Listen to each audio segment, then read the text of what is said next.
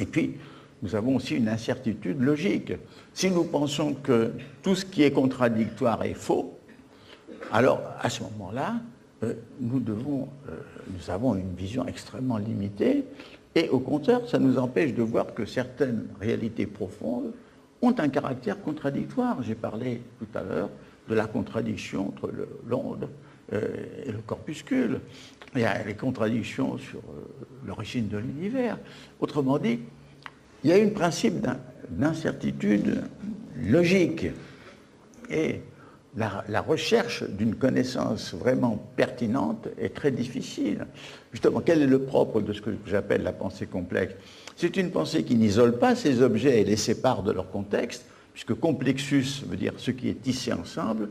C'est une connaissance qui peut mettre les données dans le contexte. Par exemple, si vous avez une science économique extrêmement sophistiquée, extrêmement raffinée, mathématisée, bon, tout d'abord, elle ne vous donnera pas les certitudes qu'elle croit vous apporter. D'abord parce qu'il y a beaucoup de réalités humaines qui échappent au calcul, à commencer par le vivre, le souffrir, l'aimer. Ensuite, il y a le non économique et dans l'économique, c'est-à-dire les passions, les désirs, la politique qui fait éruption, le 11 septembre, l'Afghanistan, l'Iran, l'Irak, tout ça. Et en quelque sorte, une connaissance close qui ne peut pas se contextualiser est une connaissance stérilisée.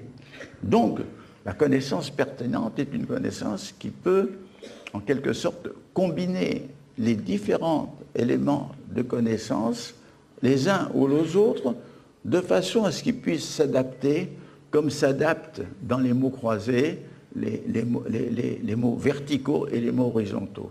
Quand vous avez dans quelque sorte une convergence, une confluence, vous avez quelque chose de très plausible et vous approchez des certitudes. Donc là encore, il faut être capable d'affronter les incertitudes à tous les niveaux qu'elles se posent.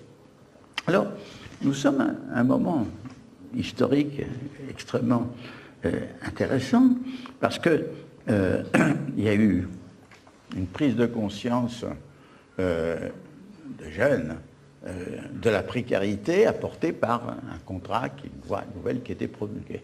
Et cette prise de conscience d'un système qui nous donne très peu de garanties ou de protection aux salariés, il s'est amplifié dans toute la société pour nous amener à la conscience, en effet, d'une précarité généralisée et profonde.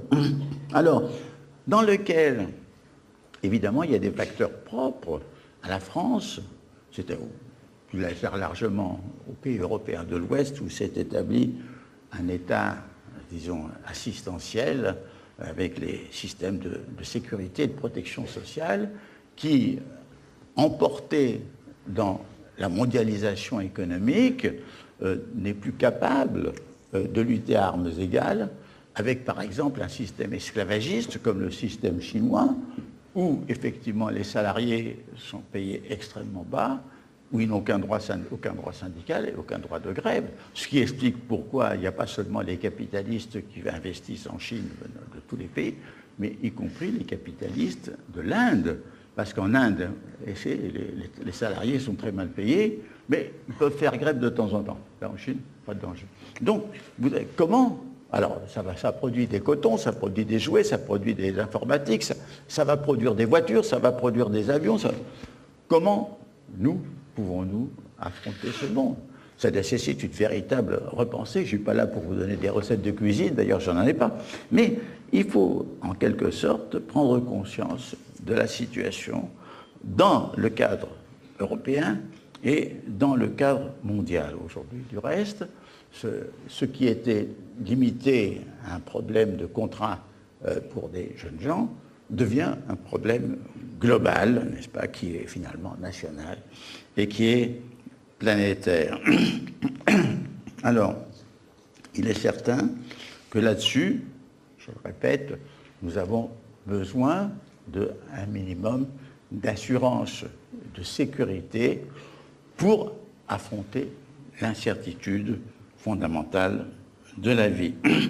Nous devons penser à ce moment-là aussi que s'il y a crise, savoir qu'une crise peut être féconde par la prise de conscience qu'elle apporte, comme elle peut être régressive en empêchant tout nouveau développement et se terminant sur un blocage. C'est certain qu'il faut réformer notre façon de connaître, il faut réformer notre façon de penser, il faut réformer la façon de penser la politique, il faut en quelque sorte repenser notre façon de concevoir dans le temps. C'est le poète Machado qui disait « Caminante no hay camine ». Camine, c'est l'andar, c'est-à-dire « toi qui chemines, il n'y a pas de chemin, tu fais le chemin en marchant ». Bien entendu, là aussi, il y a un problème très important. Comment peut-on aller de l'avant là où il n'y a pas d'espoir, là où l'horizon est bouché? Je l'ai dit, il n'y a pas de futur. Il n'y a pas de futur, mais quand même, nous pouvons quand même élaborer des stratégies. Nous pouvons imaginer des voies, non pas des chemins tout tracés, mais ce chemin qui progresse en marchant. Nous pouvons envisager quels sont les grands problèmes et réfléchir sur les solutions que nous pouvons y apporter. Mais je le répète aussi, la question c'est que s'il n'y a pas une espérance, s'il n'y a pas un élan et une espérance, rien n'est possible. Et c'est pour ça aujourd'hui nous ne sommes pas seulement dans des blocages, l'université, le lycée, nous sommes dans le blocage, le pire, le blocage de la pensée et le blocage de l'intelligence. Alors je conclus. Alors, je conclus. Je dis, je cite ce chapitre sur l'incertitude, le désir de liquider l'incertitude peut nous apparaître comme une maladie, et à ce moment-là qu'il faut nous acheminer vers une grande certitude. Mais celle-ci, justement, ce sera une grossesse nerveuse. La pensée doit s'armer et s'aguerrir pour affronter l'incertitude. Tout ce qui comporte chance comporte risque. La pensée doit reconnaître les chances des risques comme les risques des chances. L'abandon du progrès garanti par les lois de l'histoire n'est pas le renoncement au progrès, mais la reconnaissance de son caractère incertain et fragile. Le renoncement au meilleur des mondes n'est nullement le renoncement à un monde meilleur. Au cours de l'histoire, nous avons vu souvent que le possible devient impossible et nous pouvons pressentir que les plus riches possibilités humaines demeurent encore impossibles à réaliser.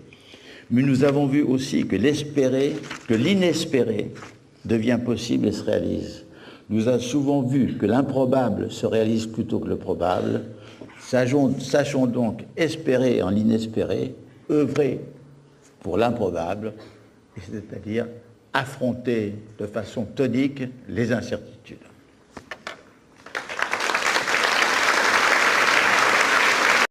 De façon tonique les incertitudes.